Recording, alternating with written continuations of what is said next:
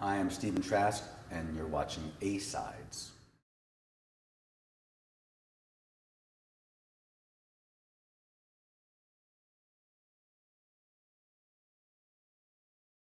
We've had 3 Hedwigs so far.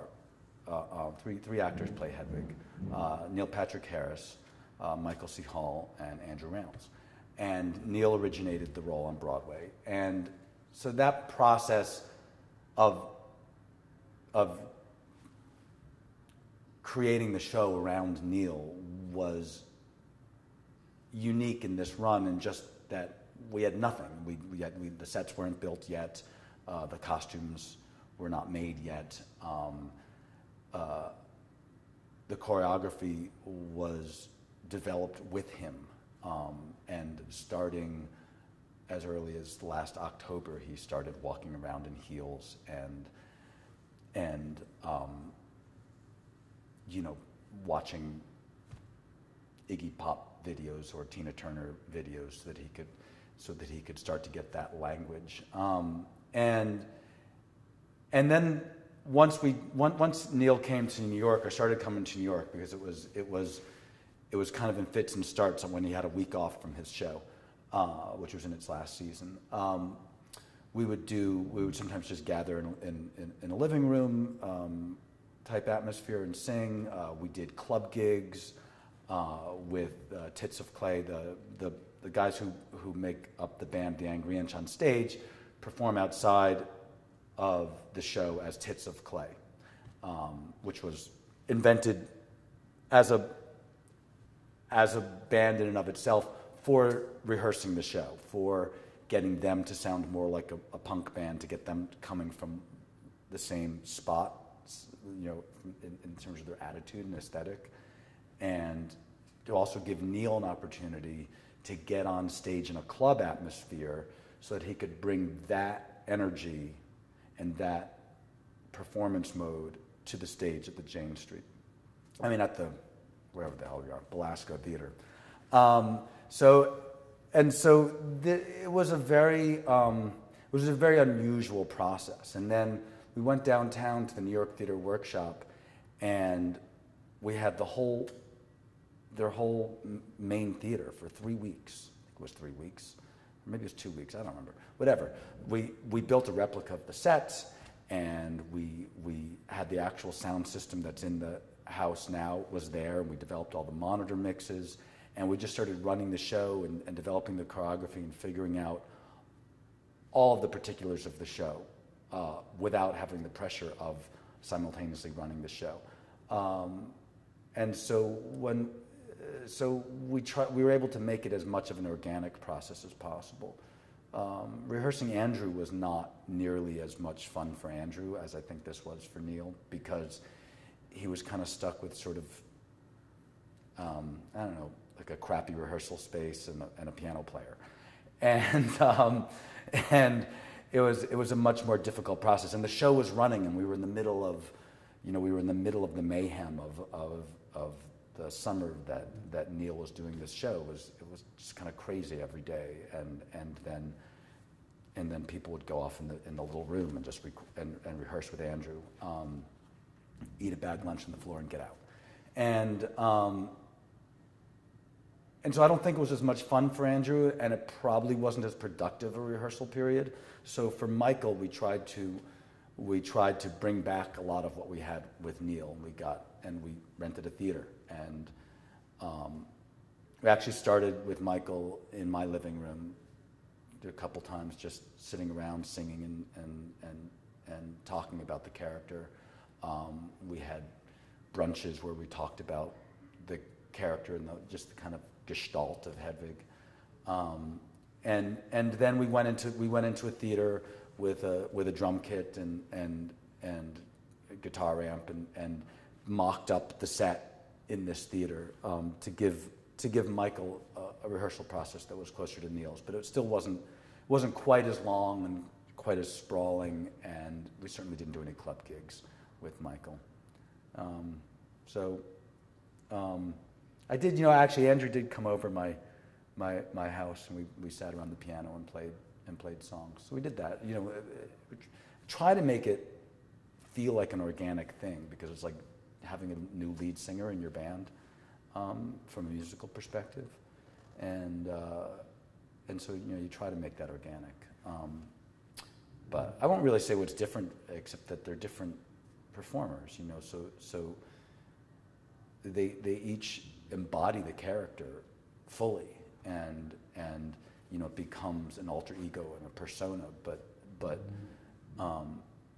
the way in which they do it is as different from each other as they are as actors. So you'll be watching it, and it'll be remarkably the same for like a really long stretch, and then something will happen that will be very different in the way they perform, either singing or acting, and it will put a very different spin on the character. But it's still Hedwig.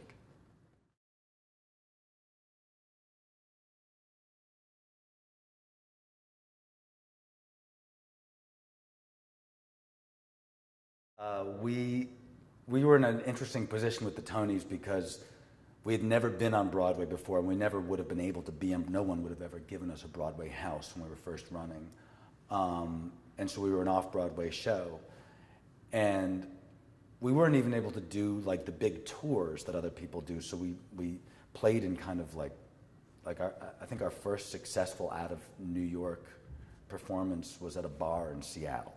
And we would do like small nonprofit theaters and bars and around the country and around the world. Like I went to see it in Brazil, but was in a little tiny theater that was attached to an alternative high school in a shopping mall.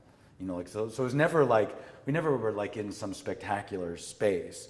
But by the time we got to do the show on Broadway, which was a 7-year process of saying we're going to do it, getting together with David Binder, asking Neil, it may have been as early as 2007 that we first went to Neil, maybe 2008, getting a series of not sure, it doesn't look like it's going to work out, no, why do you keep asking? And then finally, yes. And then the yes was still a 2-year wait before we actually, he said yes at the beginning of 2012, and we got to Broadway in 2014. By the time we got there, they said, well, now you're historic, and you can't count as a new musical. You're a revival. And in a revival, everyone is eligible for a Tony except for the authors. Every single person is eligible for a Tony. So we were not eligible for a Tony. And they also said that, and then it was so obviously ridiculous that we only were a revival because of this weird exception. And so we'd never been eligible for, normally with the revival, you're bringing back some Cole Porter musical. He had his shot, and probably did win a Tony for, Kiss Me Kate or whatever. I don't know if he did or not. Or if you bring back a Stephen Sondheim musical like Company, he was already on Broadway. He was nominated. He may have won for that. I don't know. But in this case, we weren't. So we were categorized as if we had been on Broadway personally, but not. And so then the next day, it was so ridiculous watching us stand up there and not get Tonys that they changed the rules the next day. And so I just say that we're Tony adjacent.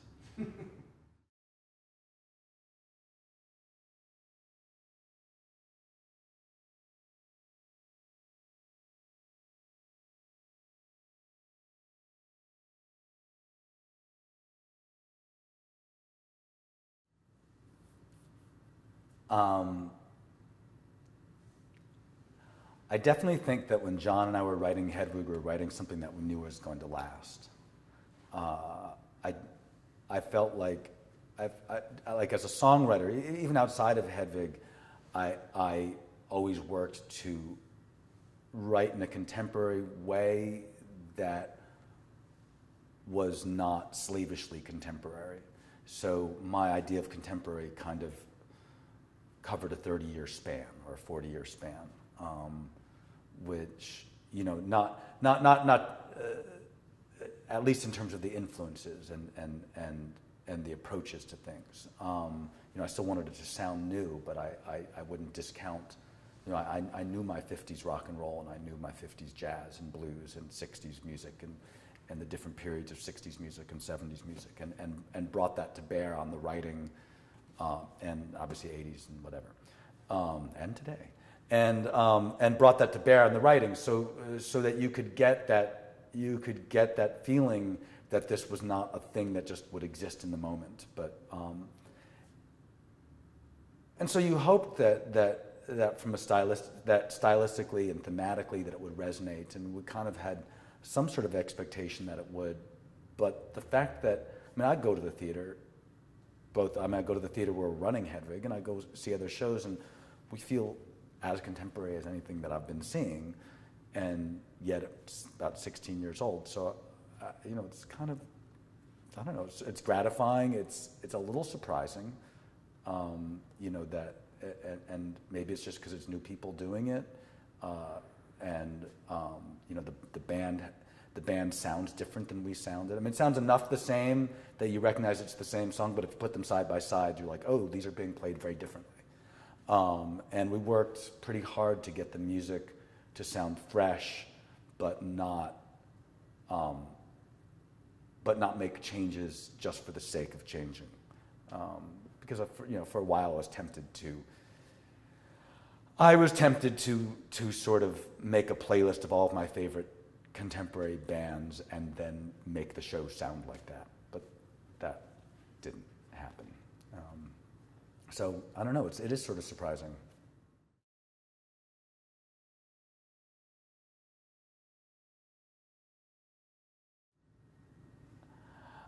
All right. That's a cool question. So the show will last. I think the show, you know, we're not that expensive to run, so I think we can keep it open as long as we can keep finding people to do it. Playing Hedwig is a very, very, very difficult thing to do, and I don't think any one person. I mean, Neil had to do it for 20 weeks because we simply wouldn't have made the money back that it cost to actually put the show up unless he committed to doing 20 weeks. And at the end, I think he was going home and you know, he would have a nurse waiting for him, and he would sit in a chair and get an IV because he'd gone through every antibiotic by the time that the show was over, except for this really kind of dangerous one that had to be administered by a nurse and an IV drip. You know, so like, it's a very, 20 weeks is too long to do it. 12 to 16, you can, like, that's a human thing. It takes about 6 weeks to put a Hedwig in, so you kind of want 12 weeks just because otherwise you're rehearsing the next Hedwig before you're even done putting in the new one. But it's a difficult role, and there's not that many people that can do it, and so we're going to start running through them. And so I would think that the shelf life of the show is probably limited only by the supply of potential Hedwigs. And then you have to make the schedule work out. You like we'll be talking to some really fantastically interesting person who would sell a bunch of tickets, who really wants to do it, and they're just not available when we need them. And so, you know, if we're only 4 weeks later, but you can't stick someone in for 4 weeks. So we have to have a supply of Hedwigs, and the schedules have to sort of magically work out over, I don't know, let's say a 2-year period. I bet we're going to get 2 years out of it. And Lene, I would love to see Lene play Hedwig.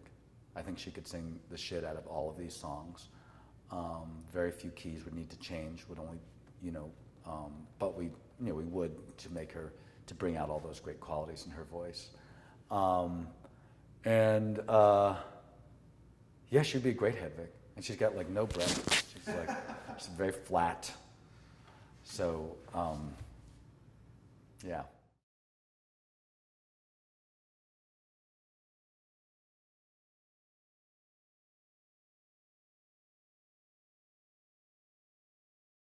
Let's start some rumors about me jumping into the role.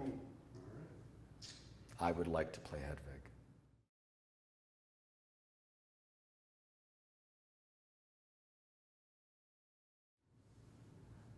There's no status, and no.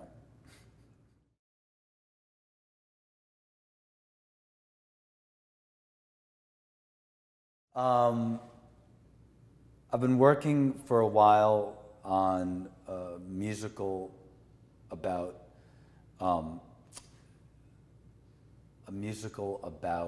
let's see, let me start this again because I want to say this right. I've been working for a while on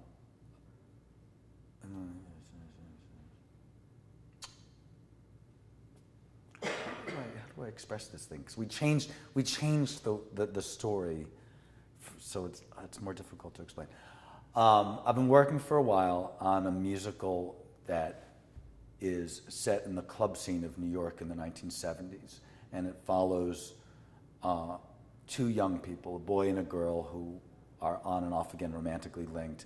He wants to become famous for being famous in a sort of Studio 54-like club, and she wants to become a kind of Debbie Harry or Patti Smith-like rock figure in the downtown clubs like the Mud Club or CBGB's. And so they're both seeking fame. They both want to be that person, but they're going about it in different ways and in different environments. I'm writing it with a songwriting partner, Peter Yanowitz, who plays drums in Hedwig, and with Rick Ellis, who wrote Jersey Boys.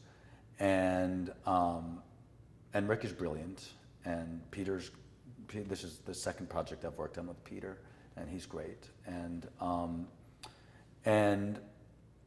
so we're kind of exploring these worlds in this very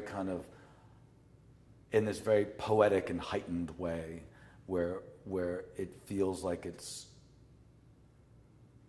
taking place in different time periods at the same time, and it's very playful with language and has a lot of very fun lyrics and different kinds of music that sounds nothing like Hedwig, and probably is, and the show, at least the first act of it, is probably more from a book perspective, more influenced by something that James Lapine would write. And what else am I working on? Is there anything else I'm working on?